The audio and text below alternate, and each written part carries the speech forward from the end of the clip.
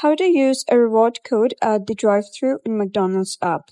Hello guys and welcome back to our channel. In this video, I'm going to show you how you can redeem your McDonald's rewards in the drive-thru by retrieving and providing your app-generated 4-digit code. So let's get started. First of all, simply log into your McDonald's app. First, download the application from your App Store or Google Play Store and sign into your account. If you don't have an account already, you can sign up using some simple steps.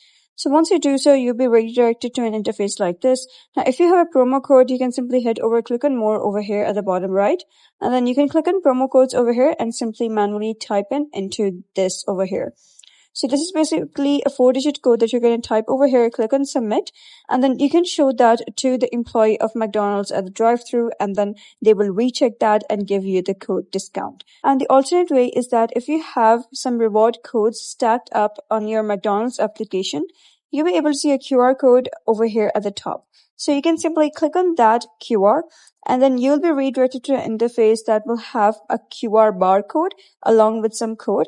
So you can simply show that to the drive-thru employee and then they will scan it and just apply that code for you.